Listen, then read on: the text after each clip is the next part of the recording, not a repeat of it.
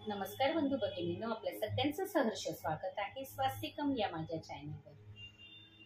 मी नवनाथ भक्तिसार याचं 11 दिवसाचं पारायण करत आहे आणि मी जे अध्यायाचं पठण करत आहे त्याचाच व्हिडिओ सुद्धा आपल्यासाठी बनवला आहे, जेणेकरून ज्या कुणाला लोकांना नवनाथ भक्ती करत असतील त्यांना किंवा ज्यांना वाचायला येत नाही त्या लोकांना सुद्धा हे ऐकून नवनाथांचा महिमा कळेल आणि ज्या लोकांना वाचण्यासाठी वेळ नसेल ते ऐकूही शकतात आणि असाच नवनाथांचा महिमा सगळ्यांपर्यंत पोहोचेल।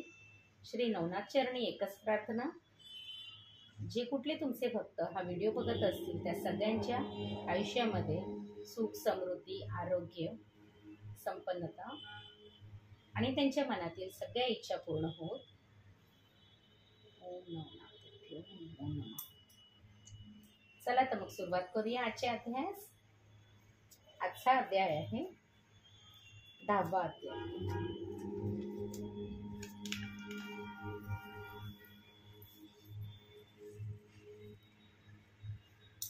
श्री गणेशाय नमः।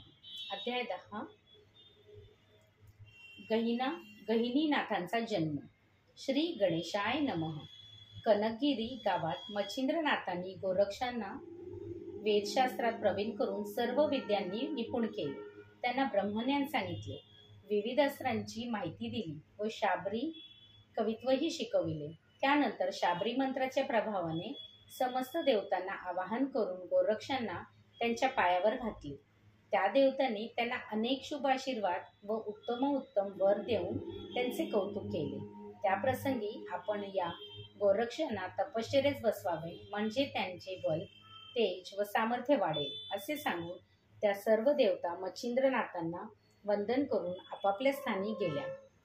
त्या मुक्कामी काही दिवसांनी नाथजी कोठेतरी बाहेर गेले असताना गोरक्ष संजीवनी मंत्राचा पाठ करत बसले होते। त्यावेळी ते एकटेच आहेत असे पाहून गावातील काही लहान मुले त्यांच्यापाशी आली। त्यांनी हातातील चिखलाचा गोळा त्यांच्यासमोर धरला आणि याची बैलगाडी बनवून द्या असे सांगितले।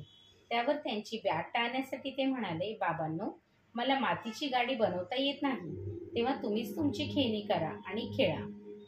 त्यांच्या सांगण्यावरून मुलांनी प्रयत्नपूर्वक एक बैलगाडी बनवली, पण गाडीवानशिवाय तिला शोभा नाही, म्हणून चिखलाचा एक पुतळा बनवून लावला। तो काही त्यांना तयार करता येईना। शेवटी ती मुले पुन्हा त्यांच्याकडे आली व कृपा करून या मातीपासून एक लहानसा माणूस बनवून द्या अशी विनंती करून लागली। तेव्हा त्यांनाही त्यांचे मन मोडेना। त्यांनी ती ओली माती घेतली आणि एकीकडे पुतळा बनवत असताना मुखाने संजीवनी मंत्राचा पाठ चालूच ठेवला। त्यामुळे त्या मंत्राच्या प्रभावाने तो लहानसा कर्दम पुतळा सजीव झाला आणि त्या ठिकाणी एक बालक निर्माण झाले। ते आपल्या स्वभावास अनुसरून रडू लागले। तो आवाज कानी पडताच मुले घाबरली आणि गोरक्षांनी भूत उत्पन्न केला असे वाटून खेळ सोडून बोभाटा करत सैरावेरा पळत सुटली। पळता पळता रस्त्यामध्येच त्यांची आणि मच्छिंद्रनाथांची गाठ पडली। त्यांची भयभीत अवस्था पाहून नाथांनी त्यांना धीर दिला आणि घाबरण्याचे कारण विचारले। मुलांनी त्यांना सर्व वृत्तांत सांगताच त्यांच्या मनात शंका उत्पन्न झाली। काय चमत्कार आहे तो समक्ष पाहावा, म्हणून त्यांनी त्या मुलांना आपल्या ठिकाणी घेऊन जाण्यास सांगितले, पण भीतीमुळे कोणीही तयार होईना। तेव्हा नाथांनी, तुम्ही जवळ येऊ नका, दुरूनच ते दाखवा असे म्हणून त्यांची समजूत काढली। त्याला होकार देऊन मुलांनी दुरूनच त्या ठिकाण दाखविले।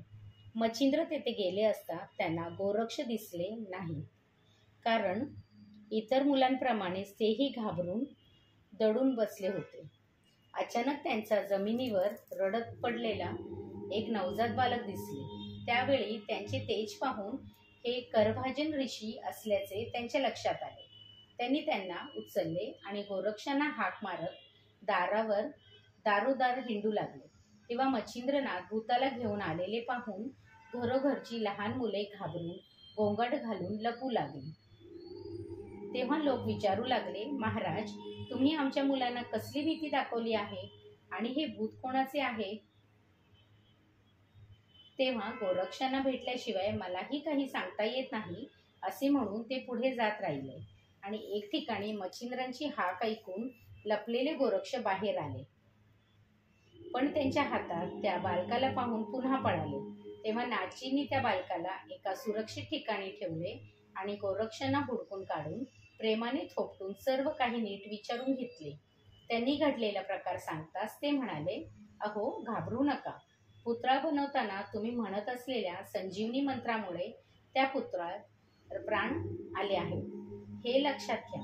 तुम्ही जसे गौरातून जन्माला आलात तसेच हे करभाजन पुतळ्यात प्रवेश करून प्रकट झाले आहे.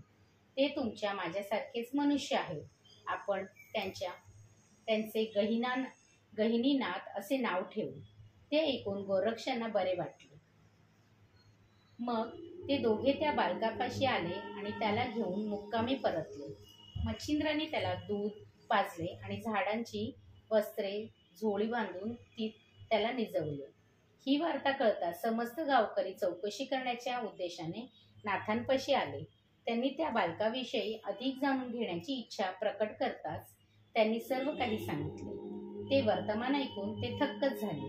नाथांच्या संजीवनी मंत्राचाच तो प्रभाव आहे हे कळताच त्यांनी त्यांची प्रशंसा केली आणि त्यांच्या पायावर डोके ठेवून म्हणाले, या मुलाच्या बाबतीत आपण काय करायचे ठरवले आहे?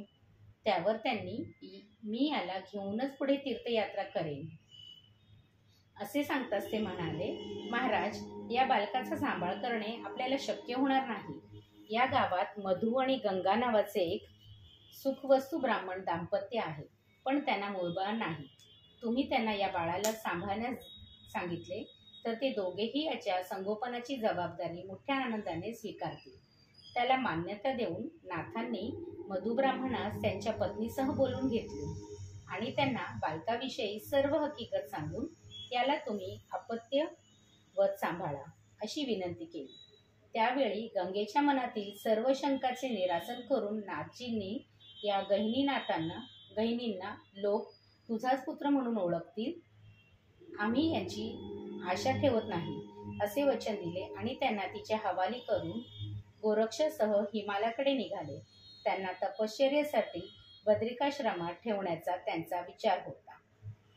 अध्याय 10 समाप्त. ओम राम दत्तात्रय पर्णमस्तु. शुभं भवतु, शुभं भवतु, शुभं भवतु.